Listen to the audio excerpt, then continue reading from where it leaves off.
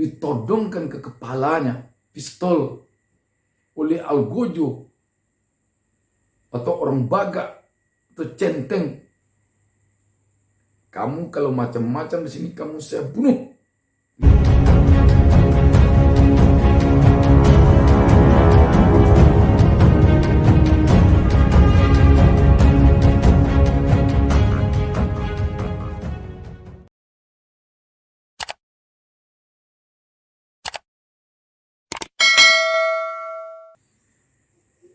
Assalamualaikum warahmatullahi wabarakatuh.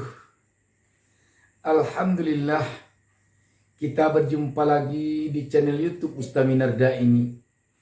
Saya doakan kepada Allah Subhanahu wa taala, Tuhan Yang Maha Esa, semoga kita seluruh penonton channel YouTube Ustaz Minarda selalu mendapat lindungan dari Allah Subhanahu wa taala, dan selalu kiranya Allah berkenan membimbing kita ke jalan yang benar. Sahabat BN, Gus Miftah, ketika orang berupaya untuk menjauhi tempat-tempat maksiat, dia malah mendatangi tempat maksiat. Ketika orang menjauhi para PSK, menjauhi orang-orang yang selalu berada di meja judi, dialah mendekatinya. Makanya sulit kita memanggil dia sebagai seorang ulama. Sulit kita memanggilnya sebagai seorang kiai. Apalagi dengan penampilannya, rambutnya panjang, suka pakai kacamata hitam, bajunya rada-rada seperti preman, sampai ke sepatunya pun begitu. Namun apa yang ingin saya sampaikan pada kesempatan ini, saya selama hidup saya belum pernah ketemu dengan Gus Miftah ini. Belum pernah. Maklum saya orang biasa, mana bisa bertemu dengan orang seperti Gus Miftah. Walaupun saya sangat ingin sekali untuk bertemu dengannya. Dan saya berdoa kepada Allah Subhanahu wa taala, semoga ada kesempatan dari Allah Subhanahu wa taala suatu saat nanti saya bisa bertemu, berbincang atau berdialog dengan Gus Miftah. Dalam pandangan saya sebagai orang biasa,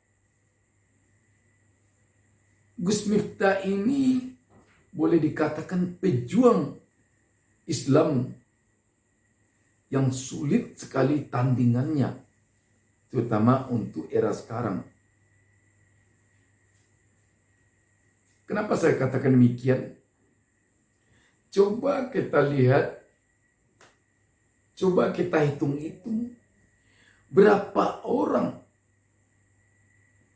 ulama kita, dai kita yang bisa memberikan ceramah agama di tempat-tempat orang yang sehari-hari kerjanya berbuat maksiat, prostitusi, berzina, berjudi, saling bunuh-membunuh, berkelahi, saling tipu. Siapa orang atau ulama atau dai yang kita lihat bisa berdakwah di sana atau mau berdakwah di sana? Tetapi Gus Miftah mau berdakwah di sana dan mampu dia berdakwah di sana. Tidak mudah, seperti pernah dikatakannya dalam suatu acara di televisi yang saya tonton, ketika suatu saat datang ke sebuah musala di suatu tempat lokalisasi. Ketika Gus Miftah di sana, dia sholat, ditodongkan ke kepalanya pistol oleh algojo atau orang Baga atau centeng. Kamu kalau macam-macam di sini kamu saya bunuh. Itu katanya. Namun singkat cerita, akhirnya Gus Miftah bisa berdakwah di sana. Bayangkan, yang selama ini di tempat lokalisasi itu pembicaraan orang zina, judi, tipu, prostitusi, sekarang diwarnai oleh Gus Miftah dengan pembicaraan kalimat la ilaha illallah, dengan ajakan untuk kembali ke jalan Allah. Tidak mudah, saya kira tidak mudah itu. Tetapi Gus Miftah bisa. Coba sekarang kita pergi ke sana. Bisa enggak? Itulah Gus Miftah. Jadi perjuangan Gus Miftah ini saya kira sulit tandingannya. Dan dia benar-benar pejuang Islam. Itu menurut saya orang biasa. Kalau berdakwah, kalau berceramah di masjid besar, saya kira soal biasa. Ini di tempat prostitusi. Mau bicara tidak mau menghadap kiblat. Dia bicara di sana, apa yang bakal terjadi kira-kira? Di tempat lokalisasi. Tetapi Gus Miftah berjuang untuk bisa mewarnai kehidupan wanita-wanita nakal, lelaki-laki hidung belang dengan warna agama. Ibaratkan saya duduk sekarang ini, di belakang saya ini hitam, saya memakai baju putih. Begitulah misalnya Gus Miftah berada di tempat lokalisasi, di tempat orang-orang nakal, di tempat orang yang mungkin berpantang baginya menyebut la ilaha illallah, di lembah hitam.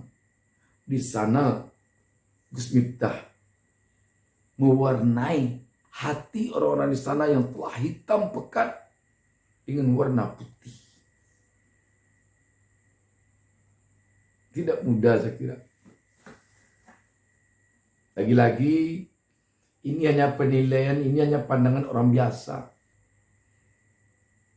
Satu hal saya lihat yang ada pada Gus Miftah ini, dia siap kelihatannya untuk dicemooh, untuk dicibirkan, malah untuk dihina oleh orang-orang yang selama ini memang tidak kenal dengan masjid, tidak kenal dengan musola, tidak kenal dengan Al-Quran, tidak kenal dengan sholat 5 waktu. Dan sebaliknya juga dia siap kelihatannya atau rela kelihatannya untuk diserang, untuk dihina oleh orang-orang yang mungkin saja dia ulama, mungkin saja dia tokoh agama yang melihat Gus Miftah ini datang ke tempat lokalisasi, datang ke tempat-tempat orang yang berada di lembah hitam, di dua hal yang selalu dihadapkan ke dirinya oleh Gus Miftah. Satu pihak dari pihak orang yang selama ini tidak ingin, tidak mau mendengar dari agama yang namanya kebaikan. Satu hal lagi atau satu pihak lagi dari orang-orang yang anti kepada keburukan, tetapi tidak mau pergi ke sana untuk membawa orang yang di lembah keburukan itu, yang di lembah hitam itu kepada putih, kepada kebaikan. Kalau kita perhatikan, Gus Miftah ini ilmunya memang sangat dalam. Dia lulusan pesantren, dia lulusan IAIN, dan dia senang berguru kepada para ulama yang benar-benar ilmunya dalam seperti Mbah Maimun, Kiai Haji Lutfi Yahya, yang benar-benar telah diakui oleh umat ke dalam ilmu-ilmu beliau itu. Gus Miftah guru ke sana. Memang saya sebagai orang biasa menyimpulkan Gus Miftah ini pejuang Islam yang ikhlas, yang tanpa beban sama sekali. Mudah-mudahan anggapan saya ini benar itu adanya. Sebab ini adalah anggapan orang biasa. Saya sengaja merekam video ini setelah selesai sholat Isya, setelah saya berdoa kepada Allah Subhanahu wa taala, semoga apa yang saya sampaikan ini berada di dalam ridha Allah Subhanahu wa taala. Dan saya sengaja merekam ini pada malam Jumat. Namun terlepas dari kelebihan dan kekurangan Gus Miftah, terlepas dari kerendahan ilmu atau kedalaman ilmu yang dia miliki, setidaknya Gus Miftah telah mampu walaupun sedikit mewarnai hati hitam para pelacur, hati hitam para pejudi dengan warna putih siar agama Islam. Ini yang membuat saya terus terang merasa tersentuh dengan Gus Miftah. Mudah-mudahan ketersentuhan hati saya ini tidak ada disebabkan karena saya adalah dekat dengan Gus Miftah, karena selama hidup saya belum pernah bertemu muka dengannya. Saya masih ingat perjuangan kecil saya dulu hanya berupaya untuk mengadakan sholat tarawih di suatu surau, di suatu kampung, di mana surau itu telah dikerumuni semak. Di dalamnya banyak tai kambing, pertanda bahwa di surau itu sudah lama orang tidak sholat, apalagi sholat tarawih. Karena waktu itu hari bulan Ramadan. Ketika saya dengan beberapa orang teman datang ke sana, kami coba pergi ke rumah-rumah masyarakat untuk mengajak agar kita malam ini sholat tarawih. Kebetulan malam itu ramai sekali ibu-ibu menumbuk tepung untuk persiapan kue menyambut Lebaran. Kata ibu-ibu itu, kami mau ke masjid pergi sholat, tapi bantu kami menumbuk tepung. Kami bantu malam itu. Tetapi apa yang terjadi? Setelah selesai menumbuk tepung, dia bukannya ke surau, tetapi pergi ke rumahnya. Dia katakan kami tidak mau ke surau, suraunya kotor. Kami katakan bahwa surau sudah kami bersihkan. Kami telah bawa lampu strongking ke surau itu, sekarang sudah bersih. Apa jawabnya? Kami sudah ngantuk, kami tidak ke surau lagi. Apa yang terjadi? Saya dan teman-teman gagal membawa masyarakat di sana untuk melaksanakan sholat tarawih malam itu. Baru itu perjuangan saya dan teman-teman sudah gagal. Apalagi kalau perjuangan seberat yang dilakukan oleh Gus Miftah. Pergi ke tempat lokalisasi, mencoba di sana sholat, mencoba di sana selawat. Apa enggak nyawa tantangannya itu? Tetapi Gus Miftah berhasil menjadikan pentas untuk dugem menjadi bagikan mimbar untuk berceramah. Ini yang membuat saya salut, membuat saya tersentuh melihat perjuangan Gus Miftah. Wassalamualaikum warahmatullahi wabarakatuh.